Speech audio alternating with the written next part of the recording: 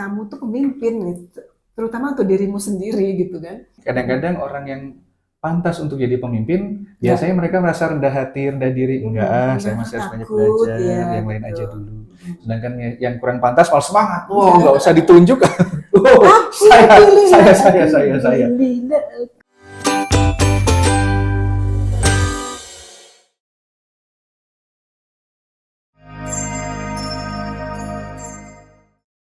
Assalamualaikum warahmatullahi wabarakatuh. Sobat Cendekia, saya Yanti. Dan saya Pujo. Kita kembali lagi dengan podcast Bikin Pintar. Bikin Pintar. Celing. Oke. Bu Yanti. Nah, ini memang udah waktunya agak lewat ya dari pemilihan kepala daerah, pemilihan presiden dan yang lain-lain. Agak lewat dikit ya. Tapi ini saya rasa justru waktu yang tepat buat kita berbicara tentang kepemimpinan, Bu Yanti, dan pemimpin itu sendiri. Dan saya rasa Sobat Cendekia yang selalu juga memantau ya perkembangan Indonesia gimana, lewat berita, lewat postingan yang viral-viral seperti itu, kita semua pasti melihat beberapa contoh yang tidak baik, Bu Yanti. Bagaimana pemimpin-pemimpin negara kita yang memang harusnya memiliki tanggung jawab untuk memimpin kita, membawa kita ke kondisi yang lebih baik, itu malah mengkhianati kita, betul ya, malah melakukan hal-hal buruk yang mengakibatkan, dan terbukti memang begitu ya, ada hal buruk yang dilakukannya. Itu yang terbukti, yang tidak terbukti mungkin masih ada gitu. Betul, ya. Semoga enggak. Kayak itu dari bawah sampai ke atas begitu banyak. Dari bawah sampai atas, Bu Yanti. Nah, sekarang saya sebenarnya ingin bertanya, Bu Yanti, agar kita tidak hanya bisa menyalahkan orang-orang yang di atas saja ya. Tapi kan di Al-Quran juga disampaikan, atau saya lupa ini hadis qudsi atau Al-Quran atau hadis ya, bahwa setiap orang kan akan dimintai pertanggungjawaban atas dirinya masing-masing. Di Quran ada ya, Bu Yanti ya. Dan kita harus menjadi pemimpin yang baik, minimal untuk diri kita sendiri. Kalau yang buat bapak-bapak, laki-laki, untuk keluarganya juga akan dimintai pertanggungjawaban. Berarti kan sebenarnya dalam setiap diri kita ini akan ada kepemimpinan yang akan dimintai pertanggungjawabannya ya, Bu Yanti ya. Nah, apakah memang benar kita ini, haruskah kita takut, Bu Yanti? Kalau misalkan kita harus menjadi seorang pemimpin yang baik, apakah nggak ada pegangannya, Bu? Wow, pertanyaannya berat banget Pak Pujo. Waduh, ya gitu gimana? Ya. Dunia akhirat ini soalnya. Iya masalahnya. Tapi kadang-kadang kita tuh, aku juga gitu dulu ya, menganggap bahwa pemimpin itu haruslah seorang presiden, atau seorang menteri, atau seorang rektor, atau seorang apa gitu ya. Ternyata enggak gitu kata Ustadz. Bukan gitu Pujo, ya. Jadi kamu tuh pemimpin gitu, terutama untuk dirimu sendiri gitu kan. Jadi maksudnya apa? Jadi jihad yang paling besar itu kan jihad akbar itu adalah melawan hawa nafsu. Jihad atau struggle, bagaimana kita memimpin cara berpikir kita, memimpin cara merasa kita, sehingga bisa memimpin cara berbuat kita, gitu kan ya, supaya nggak membawa kita pada posisi yang menghinakan kita. Kalau dalam Quran kan dikatakan fa'alhamaha fujuraha wa taqwaha, kata Allah dalam surah Asy-Syams ya. Aku, kata Allah, gue nih, kata Allah, yang mengilhamkan ke jiwamu itu ya, jalan, mau milih jalan takwa atau milih jalan fujur. Nah, kalau jalan takwa kamu mulia, kamu bisa jadi khalifah yang keren gitu kan ya, jadi Abdullah yang keren ya, yang betul-betul berilmu. Atau mau jalan yang hina katanya, jalan fujur, ikutilah nafsumu. Jadi it's all about controlling hawa nafsu gitu ya. Jadi gampang banget kok buat Tuhan dijadiin malaikat semua gitu, atau jadi setan semua gampang. Tapi Allah mengatakan aku masukin dua-duanya buat lo gitu kan ya. Ada potensi malaikat, potensi setan gitu. Nah sekarang aku mau lihat siapa di antara kamu yang mampu mengontrol sehingga kamu pilih jalan yang memuliakan kamu. Ya. Seperti yang kita ngomong soal memimpin tadi gitu kan ya. Allah udah menjanjikan kok dari awal kamu tuh semuanya pemimpin gitu kan ya. Aku tidak turunkan kamu ke muka bumi selain untuk jadi Abdullah hambaku, kemudian khalifah. Khalifah itu artinya orang yang meneruskan kebaikan yang pernah ada di sebelumnya, dari nabi-nabi, dari wali-wali gitu kan ya, yang ujungnya dari Allah gitu kan ya, meneruskannya, merefleksikan keindahan, kekerenan, kebeautifulan sifat-sifat Allah itu, ya kan, orang yang akan bisa mengatur dunia ini gitu kan ya, bisa menginfluence others untuk bisa mencapai tujuan yang satu yang mulia, yaitu mendapatkan ridha Allah SWT. Kita ini semua pemimpin sebenarnya, ya. For example, tadi Pak Pujo pernah ngomong ya, laki-laki itu pemimpin untuk keluarganya gitu ya. Betul. Nah, Kemudian sedang kita sendiri yang terkecil, kita pemimpin atas nafsu kita sendiri. Jadi apakah memang kita terlahir sebagai pemimpin? Iya, gitu, yes, gitu. Jadi kan? nggak perlu kita mengejar-ngejar jabatan ya? Iya, nggak perlu. Saya pengen jadi ketua himpunan. No, pimpin dirimu sendiri dulu, baru kamu akan bisa memimpin orang lain gitu. Pimpin, mampu nggak kamu mengontrol nafsumu gitu kan ya, supaya pantas dianggap orang yang bisa mempengaruhi. Mempengaruhi apa? Mempengaruhi orang untuk berbuat yang akan cari ridho Allah. Mampu nggak gitu? Asas diri sendiri aja lah gitu. But you have the rights and kualifikasi untuk menjadi pemimpin semuanya. Ya, kan Allah yang paling bangga waktu memperkenalkan, aku ciptakan ini nih, Adam nih gitu kan ya. Aduh, itu kan makhluk yang suka berbuat kerusakan di muka bumi, kata penghulu malaikat gitu kan. Kata Allah, gue lebih tahu ya katanya. Gue lebih tahu siapa yang paling keren tentang ini. Ini makhluk keren, bangga banget gitu. Nah, so then do we deserve to be a leader? Yes, we do. We do. But ada butnya nanti. Gimana itu Bu Yanti? Karena pada akhirnya kan pemimpin itu kadang-kadang memang kita tidak meminta, tapi kadang-kadang kita diberikan amanah, betul gitu ya. Dan nah ini Bu Yanti, ada bedanya nih. Kadang-kadang orang yang pantas untuk jadi pemimpin, biasanya mereka merasa rendah hati, rendah diri. Enggak, saya masih harus banyak belajar, yang lain aja dulu. Sedangkan yang kurang pantas malah semangat. Nggak usah ditunjuk. Saya. Karena begitu Bu Yanti. Nah, ini kan ada dua cara yang berbeda dalam menghadapi amanah ketika kita harus menjadi pemimpin. Dan kita belum membahas dasarnya kepemimpinan yang baik menurut Rasul nih. Nah, itu kan di situ ya Bu Yanti. Saya agak lupa ini Bu Yanti tentang kepemimpinan Rasul yang baik itu dasarnya apa aja sih Bu Yanti? Ya. Kita sudah belajar ya, bahkan kita lakukan research bareng mengenai itu ya, yang disebut dengan prophetic leadership, right? Ya Bu Yanti, betul. Yang dimana ada 4 parameter bahwa seseorang itu pantas disebut pemimpin yang baik ya, yang sesuai dengan keinginan Allah. Mereka harus amanah, tabligh, fatonah, dan siddiq. Berarti amanah artinya dapat dipercaya, dapat diandalkan, ya, tidak akan berkhianat. Kemudian siddiq selalu mengatakan kebenaran, ya, selalu melakukan yang benar sesuai dengan standar kebenaran agama kita, gitu ya. Kemudian fatonah, cerdas, mau belajar, selalu terbuka untuk belajar, ya, berilmu tinggi. Kemudian tabligh, sampaikan kebenaran itu walaupun pahit, gitu kan ya. Nah, kalau rasanya kita sudah punya kualifikasi itu, ya, insya Allah kita sudah on the right track. Ya, jujur itu kan segala-galanya banget, ya, amanah itu kan segala-galanya banget. Cerdas itu kan menolong banget dalam menyelesaikan masalah, ya, influence people. Tabligh itu ya influence people untuk menyebarkan dakwah, itu kan penting. Nah, kalau semua sudah kita punya, insya Allah kita punya potensi untuk jadi pemimpin yang baik itu. Prophetic leadership tadi itu. Dan karena memang ketika kita sudah ada di posisi kepemimpinan tadi, sebenarnya godaannya lebih besar juga buat kita. Banget. Kan Allah sudah mengatakan gitu kan ya, aku hanya melihat bukan masalah mudah bagiku untuk mensetankan kalian semua atau malaikatkan kalian semua, tapi enggak, aku kasih dua-duanya. Siapa yang paling sanggup mengontrol untuk tetap mulia? Masya Allah. Untuk tetap mulia gitu. Itulah kenapa kadang-kadang ada mungkin banyak di antara kita, mungkin saya sendiri juga seperti itu, ketika kita gitu ya Bu Yanti ya, kita belum ada apa-apa, belum dikasih ujian apa-apa nih, tapi begitu kita dikasih idealis banget begitu kan. Ketika kita udah lebih tua, mungkin bertambah dengan usia, bertambah bertanggung jawab dan amanahnya, wah jadi banyak pertimbangan, yang tadinya benar bisa jadi salah, yang salah bisa jadi benar. Dan semua jadi serba politik. Semuanya jadi lebih politikal. Mempertahankan kekuasaan, gitu kan ya.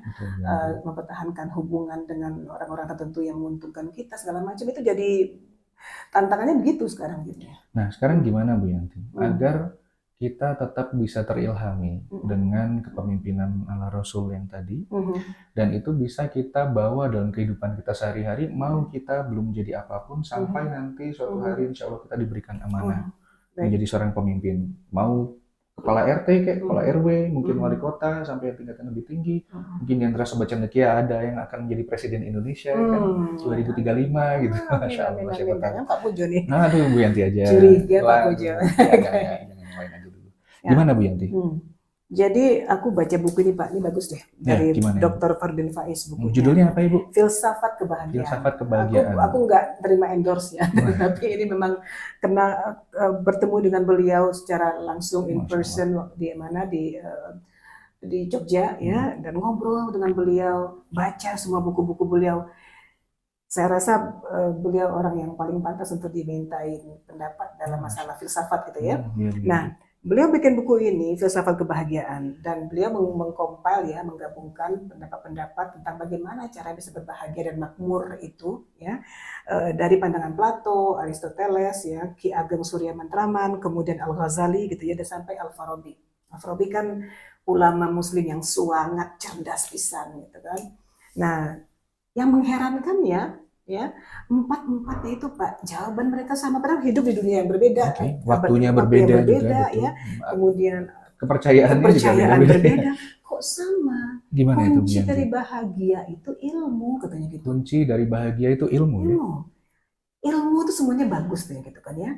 Tapi sebenarnya yang harus kita ingat itu ilmu mana yang akan memuliakan kita di mata siapapun juga, kelompok manapun juga akan memuliakan kita ya.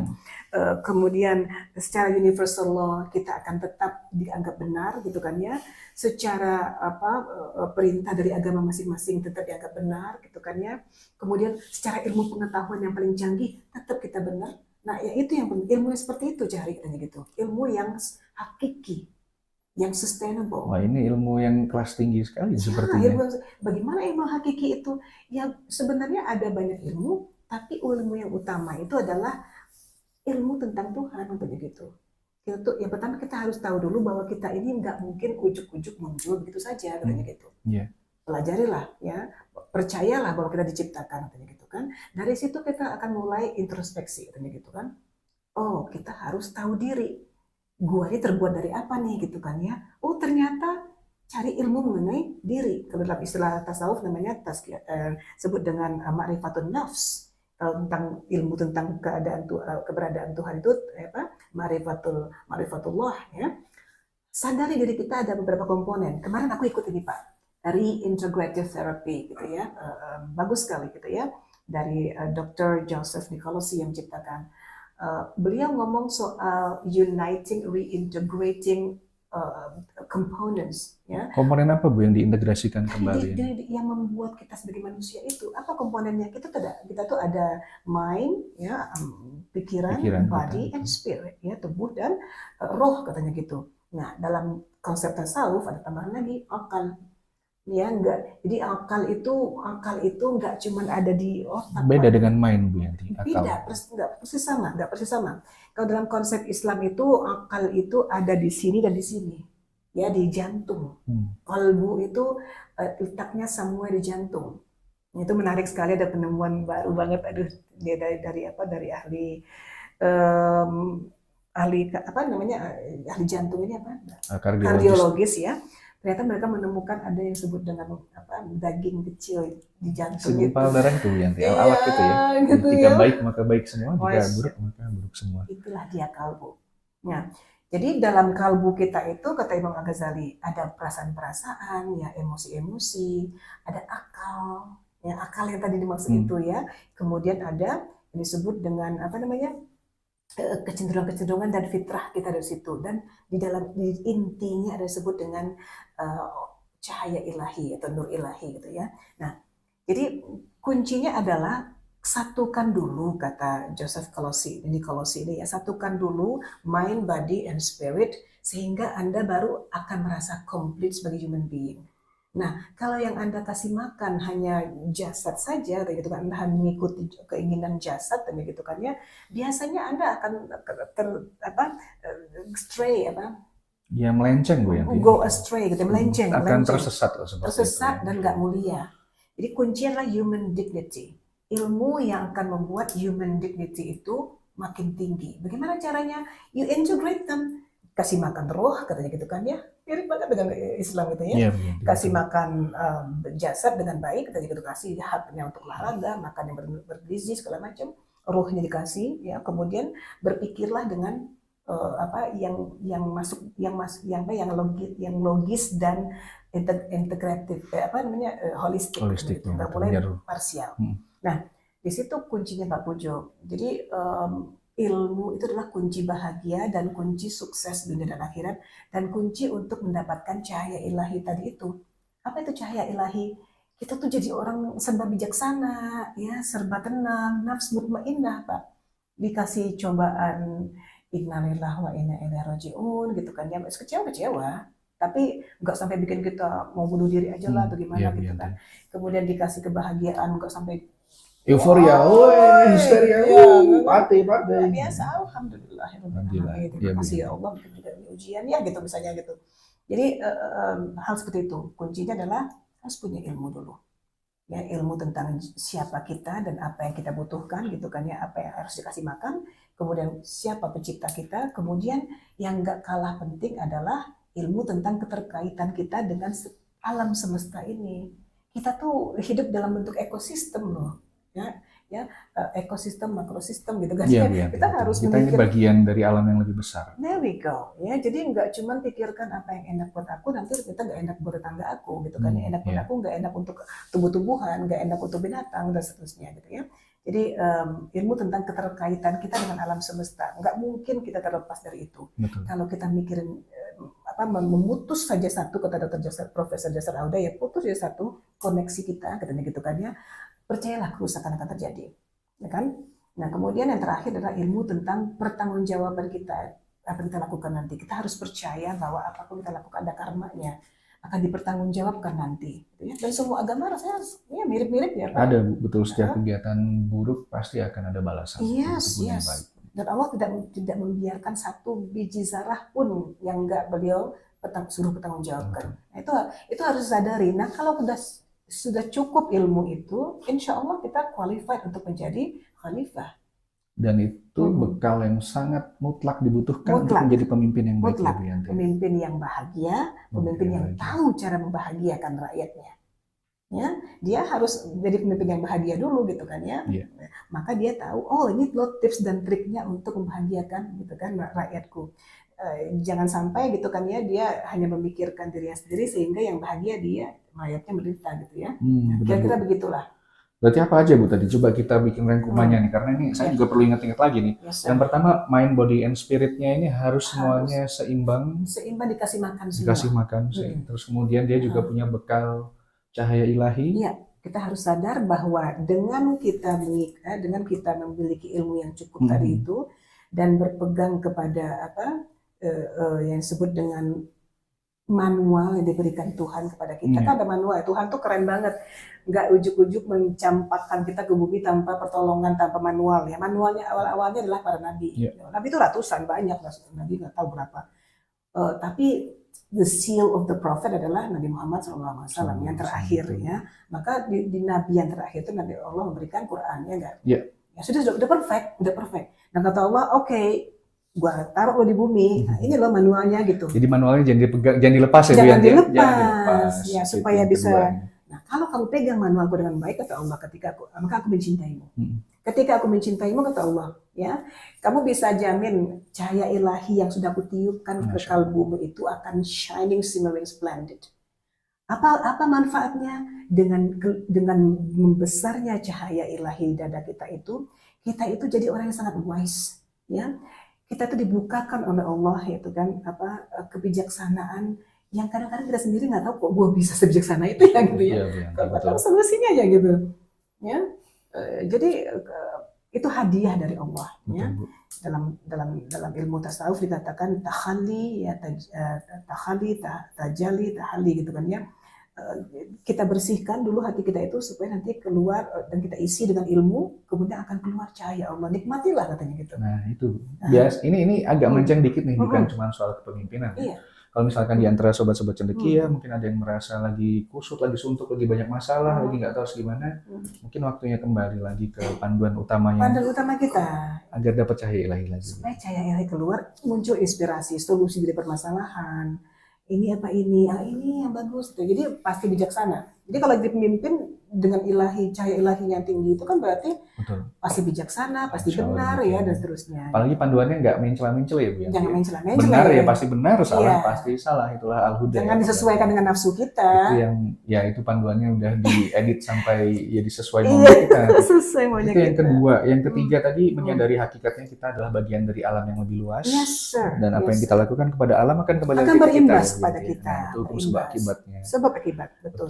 Ya, 3 hal itu ya Bu Yanti ya. Yang ini harusnya yang keempat apa tadi? Ada pertanggungjawaban. Pertanggungjawaban. Dari semua kita ilmu tentang pertanggungjawaban, itu kan? Nah, ini semuanya ilmu ya Bu Yanti. Yes, ilmu, ada 4 ilmu. Itu Imam Al-Ghazali yang mengatakannya, marifatullah, marifatul nafs, marifatul alam, marifatul ma'ad namanya, ya. Nah, tapi kemudian para wali dan nabi juga menyarankan kalau mau cari ilmu itu cari ilmu yang utama dulu, katanya gitu kan. Ada 4 tuh yang keren gitu kan. Yang utama itu kenali dulu Tuhanmu gitu, apa yang dia mau dari kamu. Oh, nggak mau apa-apa selain ingin memuliakan kita gitu. Jaga dirimu karena kamu makhluk kebanggaan, gitu. Nih manualnya nih gitu. Mencari tahu apa yang diinginkan Tuhan dari kita itu masalahnya itu bisa menjadi satu pertanyaan besar kenapa ada kita di dunia ini dan mungkin sampai akhir pun kita nggak nemu jawabannya. Tapi tetap harus kita usahakan untuk mencari ya. Human dignity. Because kita harus menjaga apa yang Tuhan katakan, kamu tuh makhluk yang paling keren. Itu yang harus kita pahami ya Bu Yanti ya. Masa makhluk paling keren sama aja dengan binatang perilakunya gitu kan? Masa makhluk paling keren nggak bisa mengontrol nafsunya? Masa? Nah itu loh, itu yang kita pertanyakan. Betul, menjerumuskan. This is for Yanti too ya, for Yanti juga nasihat ini untuk ya, Bu Yanti. Kita sama-sama belajar. Nah, jadi saya rasa itu tadi baseline, hal-hal penting yang perlu kita pelajari. Mau kita masih SD, SMP, SMA, apa kita mungkin orang tua yang ingin mengajarkan kepada anak-anaknya, hal-hal tadi ya Bu Yanti ya, mengenali Tuhan kita, kemudian yang ma'rifatul yang 4 tadi itu ya. Tuhan kita, ma'rifatullah, mengenali diri, ma'rifatun nafs, mengenali keterkaitan dengan alam semesta, ma'rifatul alam, dan hari akhirat, bertanggung-jawaban nanti perbuatan kita. Marifatul ma'ad. Ma'ad itu tadi. Ya insya Allah semoga kita selalu diingatkan agar kita tetap berada di jalan yang lurus ya Bu Yanti ya. Karena itu juga selalu kita ulang-ulang mungkin buat Sobat Cendekia yang beragama Islam, kita selalu membaca Al-Fatihah setiap kali sholat. Tujuannya agar kita selalu dijaga di atas jalan yang lurus tadi ya Bu Yanti. Doa zikir pagi sore, pagi petang itu juga untuk menjaga kita juga.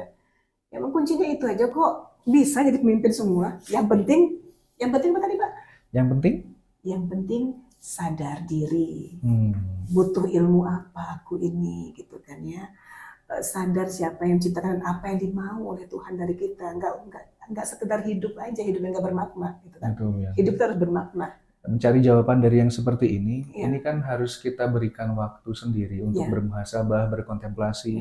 Tidak hanya sekedar kita menjalankan tanggung jawab kita sebagai pemimpin, tapi kita juga perlu waktu-waktu untuk merenung ya Bu Yanti, untuk berdiskusi. Tarik diri kita, diskusi dengan diri kita, diskusi dengan orang-orang yang akan membawa kita pada kebaikan gitu ya. Iya Bu Yanti. Ya, berzikir, ya, kemudian banyak merenung dan mencari lagi ilmu gitu loh. Jadi kalau dibilang jadi pemimpin itu berat ya Bu Yanti? Banget, gila. Tapi karena memang dari pertama kali kita diturunkan ke dunia ini juga sebagai pemimpin, berarti memang sudah menjadi bagian dari beban yang harus kita tanggung. Iya, udah punya bakat dan ada bakatnya, udah ada di situ, potensinya udah ada. Jangan dianggap terlalu berat sampai kita mengabaikannya, tapi semoga kita tetap bisa istiqomah untuk mencari yang terbaik dari diri kita, untuk sekeliling kita gitu ya Bu Yanti. Yes, betul. Dunia akhirat nih soalnya. Insyaallah. Gimana Bu Yanti, ada yang mau ditambahin lagi nggak soal kepemimpinan? Ada beberapa hal yang mau dibahas. Soalnya panjang sih kalau kita membahas kepemimpinan ini bisa berapa episode. Iya, bisa episode ini. Tapi saya rasa tadi dasar-dasarnya udah ada sih. Bahwa pemimpin itu memang berat dan dasarnya juga. Tapi sebelum kita menjadi pemimpin pun itu juga tetap akan ditagih nanti. Iya, betul. Ya, Anda nggak perlu jadi presiden untuk ditagih. Gimana nih Anda memimpin anak buah Anda kok gini? Anda bisa jadi kepala keluarga, Anda bisa jadi diri yang tahu diri, diri yang tahu diri gitu, bisa memimpin nafsu. Gitu. Itu saja sudah akan dimintai pertanggung jawab. Yes. Semoga kita semua bisa menjadi pemimpin-pemimpin yang amanah, tabligh, siddiq dan fatonah, seperti yang sudah dicontohkan oleh Rasulullah SAW gitu ya. Dan semoga kita bisa menyebarkan kebaikan di muka bumi ini, sebagaimana tujuan kita diturunkan. Amin, sir. Ya Bu Yanti, semoga kita semua juga tetap sehat selalu. Amin. Saya rasa gitu dulu deh ya. Nanti kita akan ngobrol lagi next time mungkin tentang topik-topik yang menarik lagi. Tapi ini menarik karena Itu tadi ya, setiap orang dari kita kan pemimpin ya. Pemimpin sebenarnya. Ya. Nggak perlu ngejar-ngejar jabatan. Iya. Nanti kalau jabatannya datang Kalau juga kita sudah pantas gitu kan akan ya, datang juga. datang sendiri. Tapi ketika jabatan itu datang, kita tolak nggak, Bu? Ya ukur dulu diri Diukur. kita. Kita itu udah cukup ilmunya belum gitu kan ya. Kalau belum cukup, mau nggak untuk belajar lagi? Bukannya menutupi, cuek aja terima dulu jabatannya, kemudian belajar kapan-kapan belajar gitu kan ya. Jadi jawabannya adalah ilmu. Ilmu, kembali ilmu lagi. Ilmu tentang diri kita, sama ilmu yang tetap harus kita pelajari Harus. sampai akhir. Begitu ya Bu Yanti ya? Yes, Oke Bu Yanti, saya rasa itu akhir dari podcast kita kali ini tentang pemimpin ala Rasul. Ala Rasul. Semoga kita semua bisa menjadi umat yang dibanggakan oleh Rasulullah. Amin ya rabbal alamin. Kita ketemu lagi di podcast selanjutnya. Demikian kita akhiri. Wassalamualaikum warahmatullahi Warahmatullahi wabarakatuh. wabarakatuh.